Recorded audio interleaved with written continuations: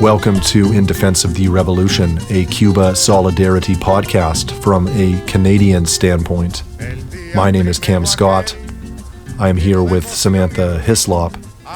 We are discussing Cuba news, nonetheless recording in the belly of the beast as a junior partner in U.S. aggression toward Cuba.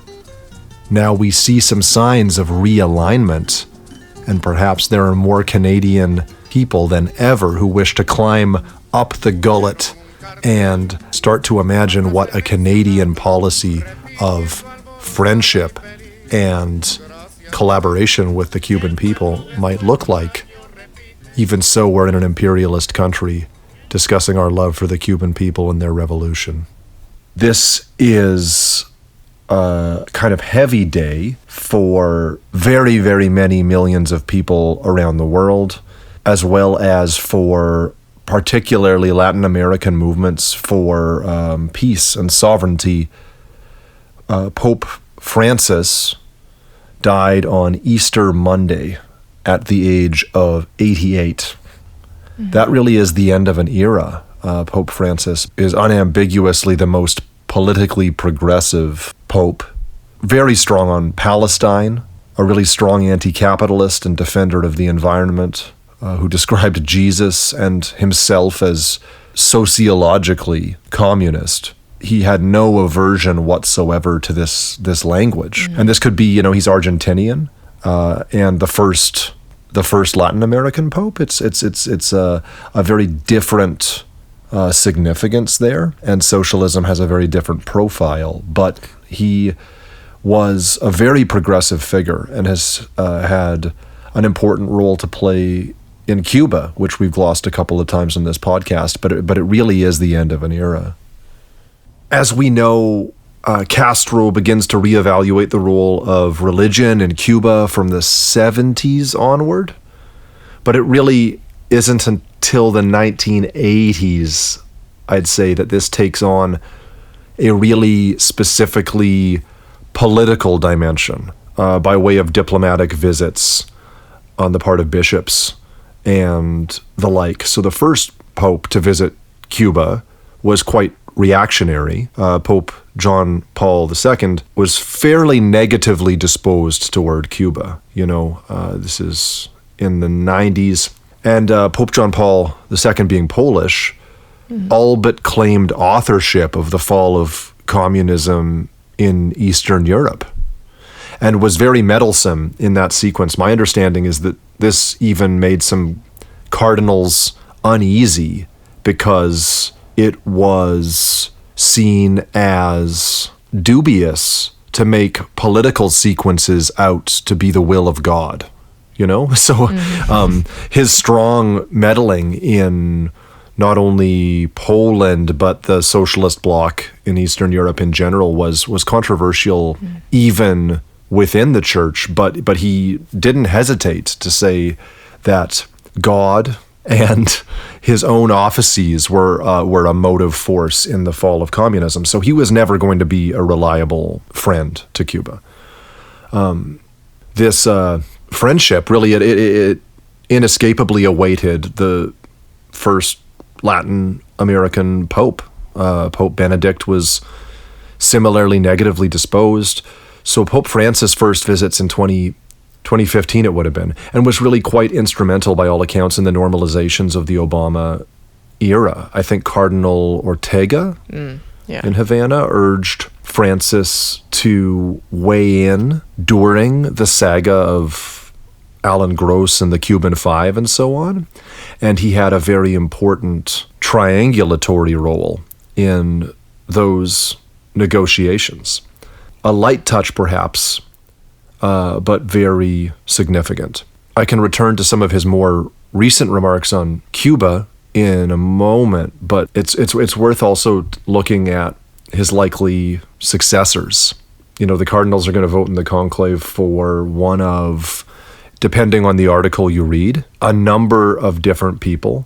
This will determine whether or not some of the progressive aspects of the Francis era continue.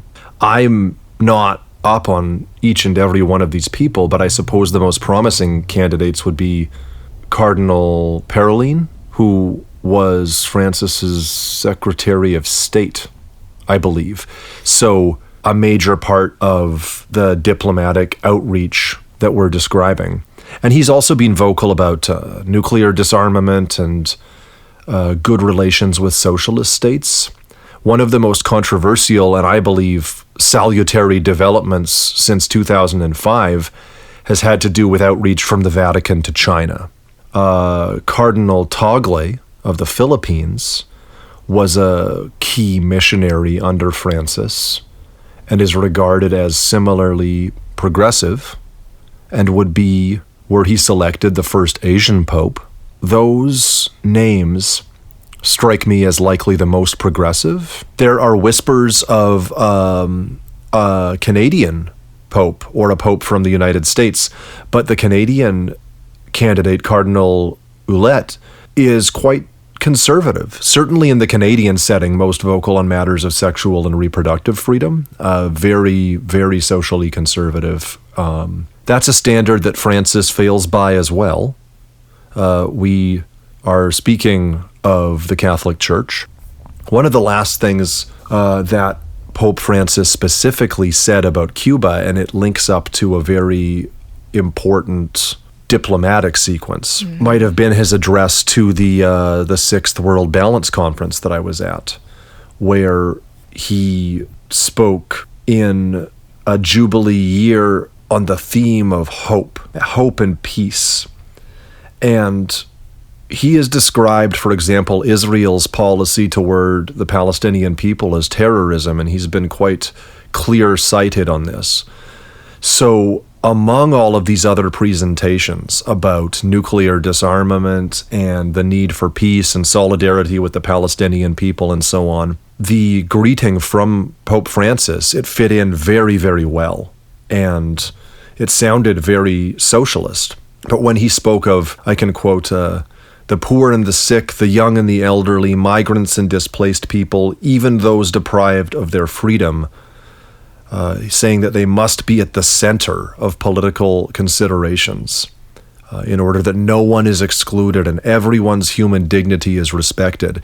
This really, really well harmonized the tone of the proceedings. But at the same time, he's speaking obliquely, perhaps, of political prisoners, those deprived of their freedom, against the backdrop of the Vatican's role in negotiating the release of, I believe, 500-odd prisoners by Cuba in exchange for its removal from the state sponsors of terrorism list in the last days of the Biden administration. We talked about this at the time.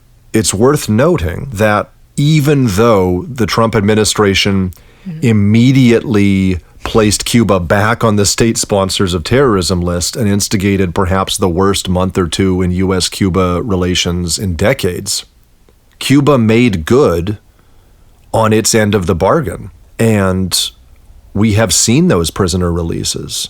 And some of the people released are serious threats to Cuba's national security. They are very, very meddlesome, violent, fascistic people who nonetheless were granted this amnesty because Cuba respected the process, even when the United States completely reneged. Yeah, and speaking of these political dissidents and these fascistic people who are collaborating with the United States against their own people, against the Cuban people,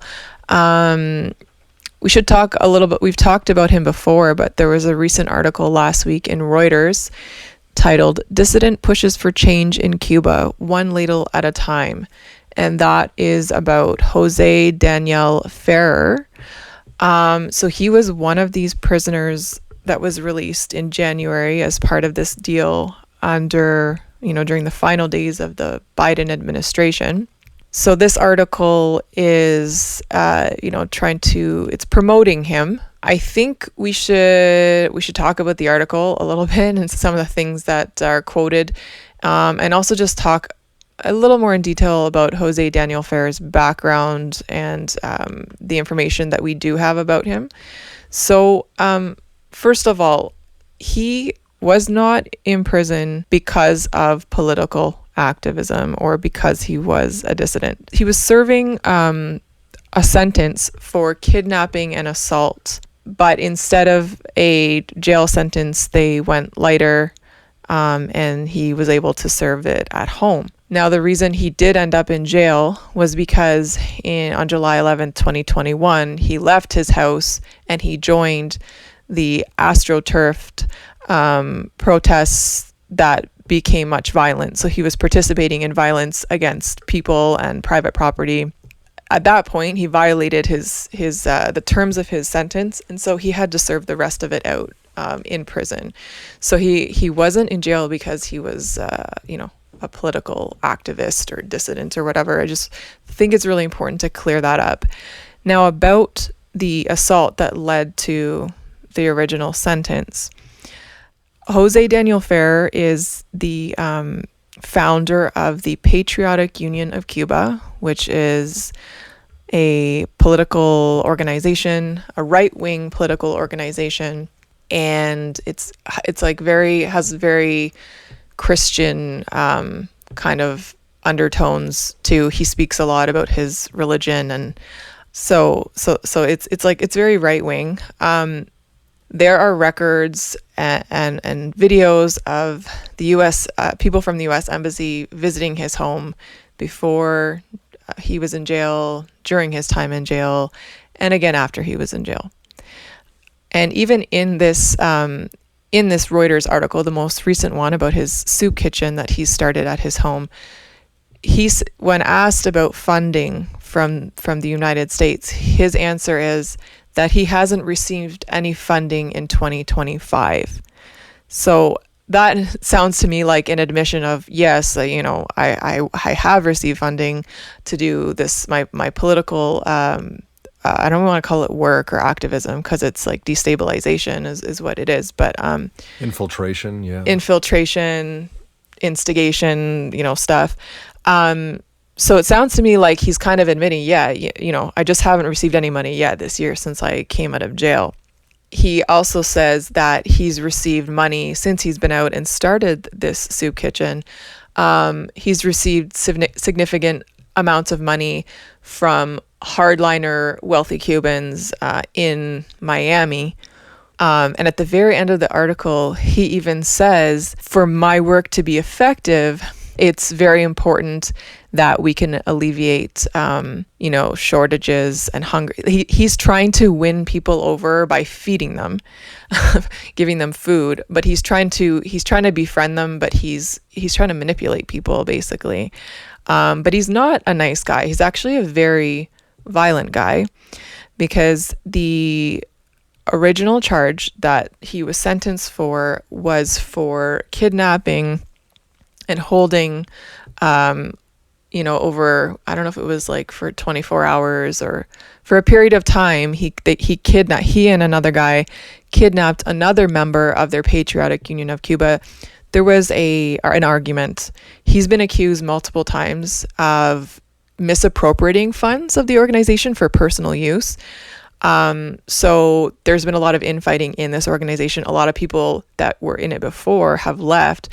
They've gone to the police about him, about his violence. He's beat people up before, and he's stolen money and things like that. He's not a very credible guy at all. He and another guy from this organization kidnapped a former member, beat him up to the point of hospitalization. And so they were caught for doing that. And that's why he got his house arrest, was for a very violent assault. So he's a violent guy. Obviously he's not an honest guy. He's not even using the money for what he's supposed to be using it for, apparently. He's used it to enrich himself or for personal use. And there was also a leaked video that came out when he was in jail of him smashing his head against the wall in prison. to make himself, like, to injure himself. And then when a guard comes by, he tells the guard that another guard beat him up. And that's all captured. That's all on the video. And another interesting thing that José Daniel Ferrer claimed that he was once speaking with I guess it was another official in a prison or somebody he came into contact with through his judicial process over this charge, said to him, the material conditions are right for unrest in Cuba right now. But the Cuban people, like, consciously, the Cuban people don't want the kind of change that the U.S. wants to impose. And when Jose is quoting this person who said this to him, supposedly, he could be making it up, but he uses this quote that somebody told him that the conditions are right for unrest in Cuba, but it's not what the people want. They're not thinking that they don't want what the U.S. wants to impose on them. But when he's making this quote, he uses it as an attack. He says, well, it was just Marxist speak to say that Cubans are unhappy. But he didn't deny the other part of the quote, that where the person said, the Cuban people don't want what the United States wants to impose on it. So he was kind of taking that opportunity, quoting this person supposedly who said this to him, and using it to be like, see, even these officials are talking like Marxists. Like, it was like an anti-communist kind of angle he was taking and kind of criticizing. He wanted to use the word Marxist, right? That's slick. Yeah. But it's like, for sure. Well, actually, you're agreeing with what the guy said, though. And what he's saying is things are really hard in Cuba, and that's what can make people, kind of lose it. But they don't want what the United States wants for Cuba. Another thing about José Daniel Ferrer is that with the former members that were claiming that he was misappropriating funds, most of them who have spoken to the government, or have spoken to, I should say, the police, or made reports against him, have claimed that the organization was receiving almost around $100,000 US annually. And so it's some of these funds that he was misappropriating. So that's a lot of money in, a country like Cuba for a political organization to be. That's a big budget. José Daniel Ferrer is like probably the most prominent dissident.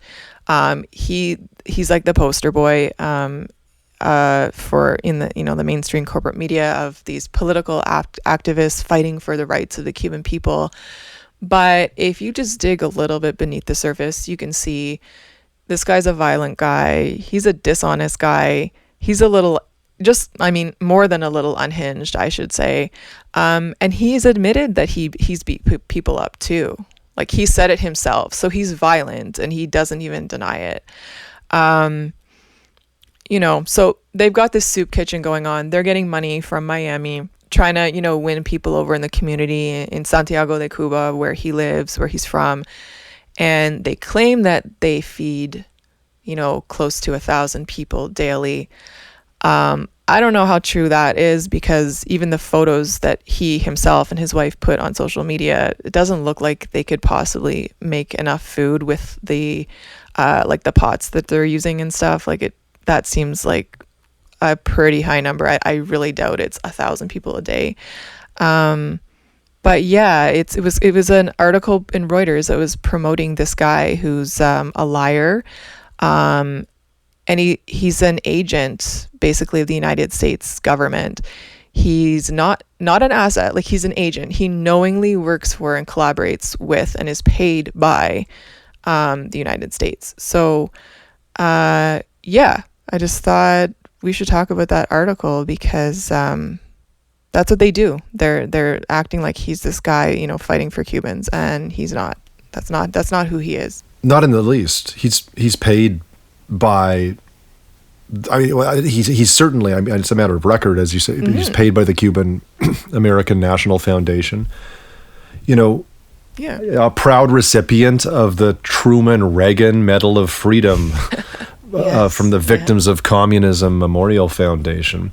But I guess the thing that I would, maybe briefly point out in terms of a sort of ironic contrast between the two topics that we've covered today is that he also collaborated with the Christian liberation movement, right? And Oswaldo Paya and people who were very, very determined to use freedom of association, but freedom of religion in particular, the Christian liberation movement being a sort of a dissident Catholic party in Cuba, right? To agitate against the government in this period where Pope Francis was describing himself as a great friend of Raúl Castro and so on, and there was this warmth that obtained between the Vatican and the Cuban government in a period of really interesting interchange and diplomacy. These characters found themselves contradicting the actual rapport transpiring between Cuba and the Vatican, because they were, again, these Catholic dissidents, and they had to manufacture this claim that religion was being suppressed. And anybody who's been to Cuba, I guess if you just go and you haven't left a resort, you wouldn't know this, but there is complete freedom to practice your religion, any religion, in Cuba. There are all different, stripes of Christians. There's Catholics, there's evangelicals, like everything in between. There's Jewish temples. Islam is practiced, and then there's, of course, like Afro-Cuban religion, and there's a few different sects of that too, but there's complete religious freedom in Cuba. Anybody who claims otherwise, they right away, they're not credible, because it's simply not true. I just wanted to say that on our podcast, for the record. There's a really indispensable book-length conversation between Fidel Castro and a Dominican priest. He's a Brazilian theologian, Frei Beto. Fidel tells the whole story of his own religious upbringing, and it kind of doubles as a very interesting spiritual biography of Fidel Castro. When he's discussing the, newfound, but certainly evaluative original accord between Catholic doctrine and the Cuban Revolution and the revolutionary movements throughout Latin America. It's just a remarkable text, and I wouldn't take seriously anybody who wants to talk about the role of religion in Cuba who doesn't have this in hand, because it's careful and self-critical. We've talked about the capacity of the Cuban Revolution to self-criticize. And it's such a vivid account of the relationship between various bishops in Cuba, as well as a very inspiring, politically exhortative account of Jesus Christ himself as a revolutionary figure. I think everybody should get on this book, Fidel and Religion. I can't recommend it highly enough. Good plug. Porque ser cristiano entraña servir la dignidad de sus hermanos, luchar por la dignidad de sus hermanos y vivir para la dignidad de sus hermanos. There was another story.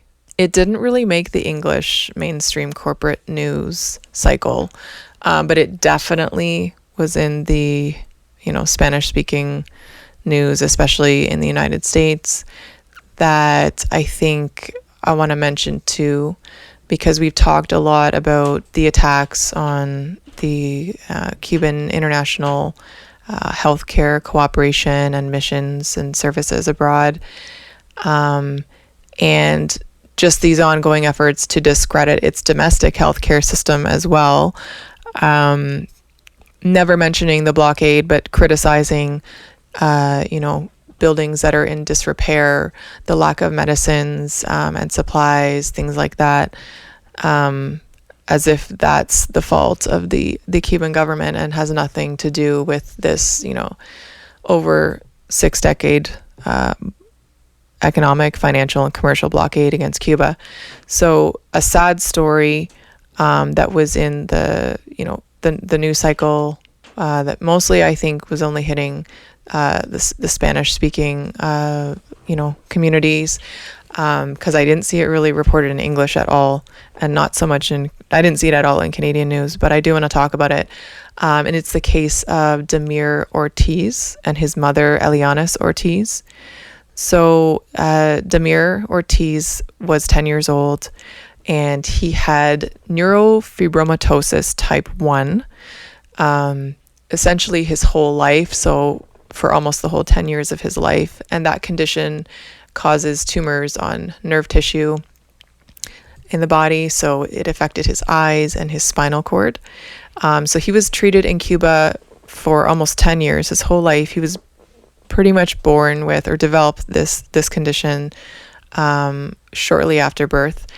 And he was treated for many years in Cuba by a team of doctors and nurses. And it's a pretty serious condition, and it's very rare. And, recently this year, he became more critical. Things weren't looking good for him. And so his mother applied for a humanitarian visa. Elianis Ortiz, she applied for a humanitarian visa to go to Miami for cancer treatment for Demir.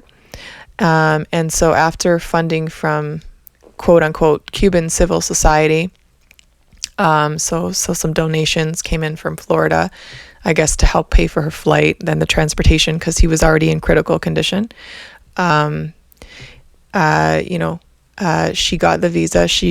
They both went to Miami, and the right-wing anti-Cuban media, the whole story was that Demir was misdiagnosed and he was not treated properly or effectively in Cuba, and they were going to diagnose him properly in Miami and he would recover with the proper treatment. So they were just smearing this team of healthcare professionals that had taken care of Demir his whole life in very difficult conditions, not having access to all the things that doctors in Miami would have access to.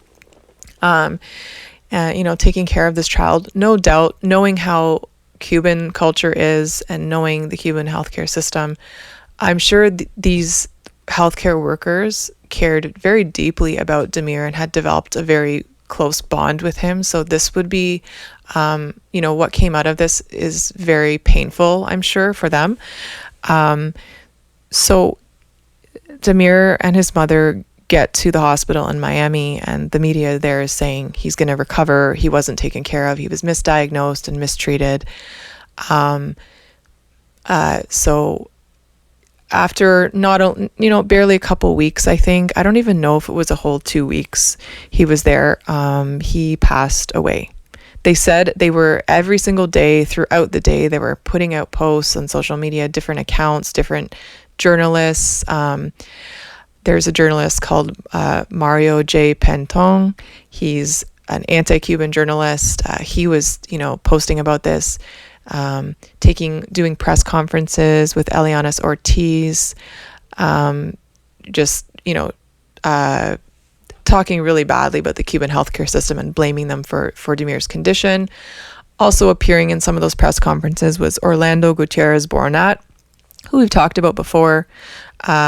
He's spokesperson for the Cuban Democratic Directorate, which had taken about $650,000 USD to their NGO from the National Endowment for Democracy. He was there supporting this story and appearing in press conferences.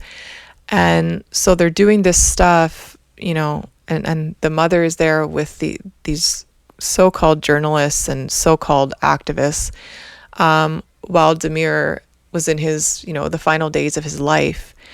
And so what I've observed generally is that Cubans in Cuba, even those kind of regardless of where they stand politically, were really just reeling about the opportunism and the smearing. Like they were personally attacking the healthcare team. They were naming names even. They weren't just vaguely calling it, the Cuban regime, the Cuban healthcare system. They were like, they were talking about doctors and heads of departments and things like that.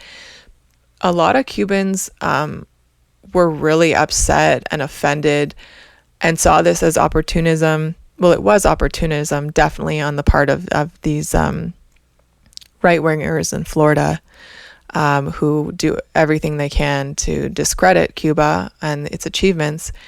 But they were just, I think they rightly viewed it as just totally inappropriate and just wrong and insensitive, and like putting the attention on all the wrong things while this child is dying. And he did die. They didn't cure him. They made some claims about what the correct diagnosis should have been, but it wasn't. They just made that up. He had neurofibromatosis type 1, and he passed from that. And as soon as Damir passed away, there was immediately an announcement that a foundation was named after him, the Damir Ortiz Foundation, in his name. I don't know what the aims of that organization or foundation are, but we know how they're aligned, obviously, based on this whole story. And his mother immediately sought political asylum to be able to stay in the United States. She's never been persecuted by the Cuban government. There's no reason that that anybody can say specifically that she should not want to return home.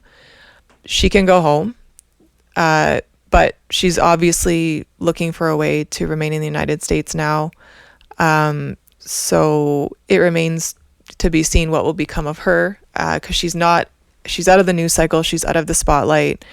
So I don't know how useful she'll be anymore to this. But basically, to summarize the story, they took a tragedy and a child suffering, and they tried to use it to say that Cuban doctors and healthcare professionals are incompetent, and to make the system look ineffective, and blame them for a child's illness, a child who had a very rare illness and who they cared for many, many years.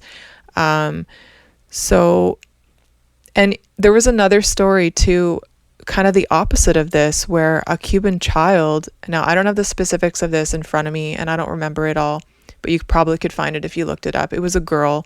She was Cuban and she had cancer. I think she was Cuban, or maybe she was Latina, but she didn't have legal permanent resident status in the United States. She had cancer and was receiving treatment in the United States. And in the middle of her treatment, she got deported. So it just shows you that they don't care about these kids. They don't care about anybody. They don't care about a sick person. It's whatever suits their narrative. So that's what that story was all about. That Damir Ortiz story. And it's just really sickening, but not unexpected from these people that like their entire mission is to make Cuba look bad and try to convince people that their healthcare system isn't one of the best in the world, and try to distract from the impacts that the blockade has on the material conditions, and Cuba has the human resources, but they don't have the material resources that they need, and that's because of the blockade. Mm-hmm. Yeah, absolutely. And there's no scale of human tragedy that the anti-Cuban right will not exploit to their own ends. It's so terribly sad. But I can't imagine, certainly to us, but I think to anybody who would have been aware of this situation, it looked like there was this sort of gaggle of politically motivated speculators on a child's life and death. And, it's discrediting in itself, I think, for them to have used this family tragedy to their own ends. And I don't think that very many people wouldn't see through that right away. Exactly. Yeah, your mind would have to be pretty saturated. You really have to be totally down the rabbit hole, the anti-Cuba rabbit hole, to not be able to admit that side of it. Yeah. So it was pretty obvious to me, and I think to most people, and like I said, even to most Cubans in Cuba, just based on the discourse that I was reading. So, yeah. The last thing that I might want to say, in 1 week, Canada is voting. And this is a pretty disappointing election overall. I think we've also discussed the dynamics of the Canadian election as obliged by the United States. Maybe the Conservatives have tanked their chances by cozying up to the MAGA coalition in the United States, but the Liberals have been veering to the right and campaigning as if Tories. As they always do. The NDP. Yeah. As they always do. The NDP has basically thrown in the towel and is like, if you feel like you can get out of bed for it, maybe you could elect some NDP incumbents if you like what they're doing. Very, very meek stuff. That's just the big three. Obviously, the more progressive alternatives would not be represented thereby. There are some NDP who are good on Cuba. The last parliamentary petition concerning the U.S. blockade and Cuban sovereignty was from a Bloc Québécois MP. So right now, this week, if you're talking to your candidates, questions to ask your candidates in this election, because everybody's talking about what it would practically mean for Canada to assert its political independence of the United States. Ask your candidates, do you support an independent foreign policy of peace? Do you support friendship between Canada and Cuba? Will you demand that the United States take Cuba off the state sponsors of terrorism list? Will you denounce the U.S. occupation of Guantanamo Bay? Will you defend Cuba's medical missions? And so on. We have a week, if you're talking to your candidates, this is an important test of progressives. Make it an election issue. And then after you make your decision and after you vote, then we need to hold them. We need to pressure them even more, because they'll tell you what you want to hear, but we need to hold them accountable after the fact. So I know the Canadian Network on Cuba is going to be, running a campaign. I will talk more about that, in the coming weeks, but we need to get through the election first. But the work, it's just starting now. So those are really important questions that you just gave, Cam, that people should ask their candidates, and then see who which representative gets elected, or who your representative is going to be, and then get on them after that about these things. And then another thing too, before we wrap up too, is the Canadian Network on Cuba's Che Guevara Volunteer Work Brigade is heading down to Cuba. I think people leave on the 26th. Yeah, very soon. Listeners should definitely await a full episode all about what the Brigadistas see and accomplish on this year's trip. It's going to be something else. I think it's always an important time to assert this relationship, but now more than ever, the work is urgent. So I can't wait to hear from the brigade.